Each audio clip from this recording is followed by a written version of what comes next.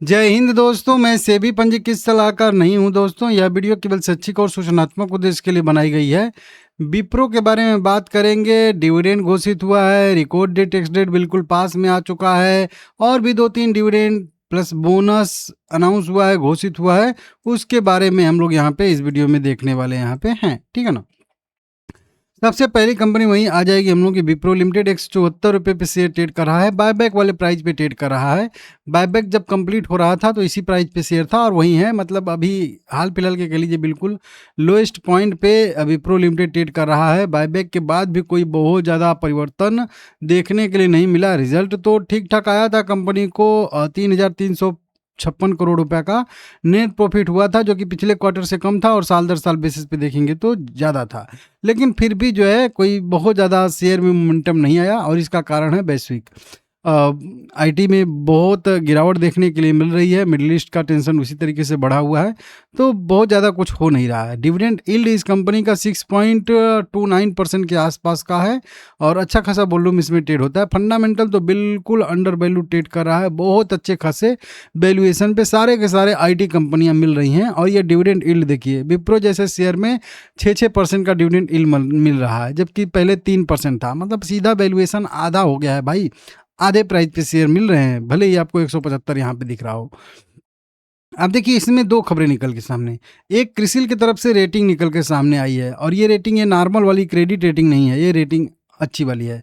यहाँ पे देखेंगे तो ESG रेटिंग दिया गया है क्रिसिल से। ESG 78 रेटिंग इनको दिया गया है। लीडरशिप में इनको जो है काउंट किया गया है, जो कि आप लोग यहाँ पे देख सकते हो।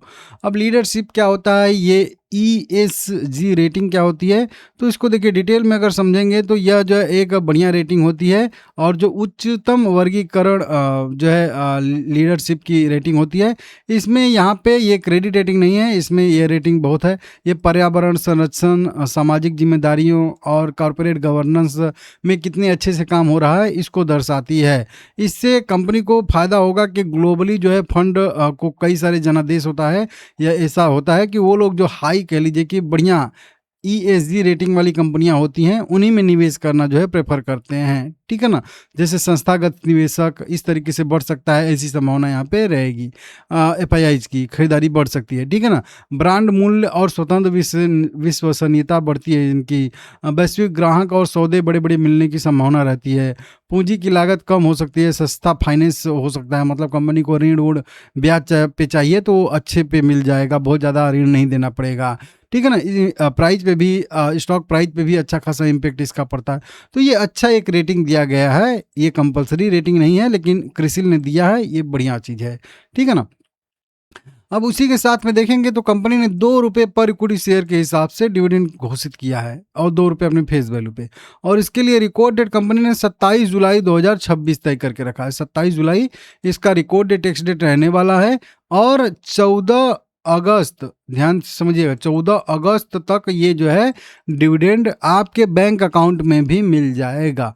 अब ये 2 रुपये का डिविडेंड कितना होता है कि आप इतना बता रहे हो, अलग से वीडियो बना के। ये 2% का, 2 रुपये का डिविडेंड इसके लिए लगभग 1.25% का डिविडेंड बन जाएगा। 1.25% के आसपास का डिविडेंड बन जाएगा, क्योंकि 1 रुपये 75 पैसे का अगर डिविडेंड रहेगा, ठीक है, तो ये 1% हो जाएगा कंपनी का। और यहाँ पे तो 2 रुपया है, तो लगभग मान लीजिए चलिए कि 1.25% के आसपास का ये जो है कंपनी डिविडेंड हम लोगों को दे रही है, जो कि अच्छी बात है, बढ़िया बात है। 1.25% का बहुत सारी कंपनियां पूरे साल में डिविडेंड देती हैं, ठीक है ना, उससे भी कम, आधे %, ठीक है ना। तो इस तरीके से इसको आप लोग देख लीजिएगा। अब देखिए आज तो लास्ट डेट है ही, आज लास्ट डेट मतलब आज तो 23 तारीख को खरीदेंगे जो, उनको तो डिविडेंड मिलेगा ही मिलेगा। लास्ट डेट 24 जुलाई 2026 है, कल खरीदारी करने का इसका लास्ट डेट है। तो कल तक जो भी व्यक्ति खरीदारी कर लेगा उसको ये डिविडेंड मिलेगा, नहीं तो नहीं मिलेगा, ठीक है ना। और भी डिविडेंड मिल रहे हैं। एक और आईटी कंपनी है परसिस्टेंट सिस्टम लिमिटेड, 5,000 रुपये करेंट प्राइस ट्रेड कर रहा है। यह कंपनी भी हम लोग को 18 रुपये पर इक्विटी शेयर के हिसाब से फाइनल डिविडेंड दे रही है। 27 जुलाई इसका भी रिकॉर्ड डेट टेक्स डेट है, तो 24 जुलाई खरीदारी करने का इसका भी लास्ट डेट बन जाएगा। वहीं पे DLF भी 646 रुपये करेंट प्राइस है, 1.25% का डिविडेंड दे रही है और ये भी 8 रुपये पर इक्विटी शेयर के हिसाब से डिविडेंड दे रही है। 27 जुलाई इसका भी रिकॉर्ड डेट टेक्स डेट है, 24 जुलाई खरीदारी करने का इसका भी अभी लास्ट डेट रहने वाला है। एक और कंपनी जिसका नाम है जोंजुआ ओवरसीज लिमिटेड, ये एसएमई शेयर है, 3 रुपये इसका जो है कह लीजिए कि 23 पैसे करेंट प्राइस ट्रेड कर रहा है। 2.5% का 2.25% का डिविडेंड भी देती है। अब प्राइस इसका इतना छोटा कम क्यों हो गया है? क्योंकि कंपनी बहुत डिविडेंड भी देती है। देखिए लगातार, अच्छा नहीं, डिविडेंड नहीं देती है, बोनस देती है। बोनस 2019, 20, 21, 22, 23, देख सकते हो, 24 गैप करके 25, और अभी जो है 26 में दिया था और 26 में फिर से दे रही है। मतलब एक एक साल में 2-2, 3-3 बार ये बोनस देती है। छोटा ही बोनस देती है लेकिन लगातार बोनस देती है। इसके वजह से इसका प्राइस जो है मतलब डिप्रिस हो के एडजस्ट हो के 3 पे आ चुका है।